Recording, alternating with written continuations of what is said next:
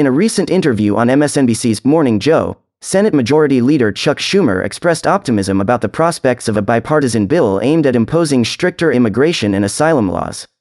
Despite facing opposition from hard-right Republicans, Schumer remains confident that the Senate will pass the legislation, emphasizing the importance of compromise in addressing complex issues.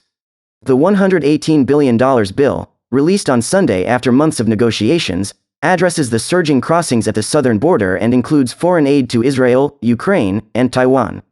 Republicans condition their support for foreign aid on the inclusion of new immigration policies, leading to a contentious debate in Congress.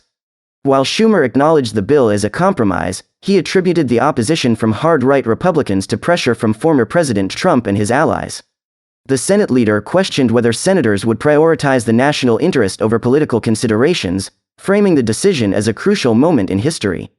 The bipartisan package faces an uncertain future in the House, with Speaker Mike Johnson, RLA, declaring it dead on arrival in a Sunday night post on social media. Johnson's stance reflects the opposition from House Republican leadership and conservative factions, including the House Freedom Caucus. Schumer outlined potential support for the bill within the House, pointing to groups such as pro-Israel advocates, hawks concerned with funding Ukraine, and progressive legislators advocating for aid to Gaza. He emphasized the bill's significance in countering global aggression from dictator-led nations like Russia, China, and Iran. Predicting resistance from Speaker Johnson, Schumer suggested that internal pressures within the House might eventually lead to the bill's passage. He argued that once the Senate approves the legislation, there would be significant pressure on Johnson to reconsider his opposition. In response to Johnson's announcement of a standalone bill to provide aid to Israel, Schumer criticized the move, suggesting it was an attempt to undermine the compromise deal in the Senate. Johnson, however, defended his decision on NBC News' Meet the Press, denying any influence from Trump and asserting the House's responsibility to address border issues.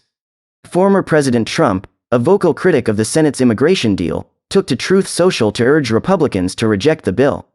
He characterized it as horrendous and advocated for a separate bill without a link to foreign aid, warning that the proposed legislation could be detrimental to the Republican Party.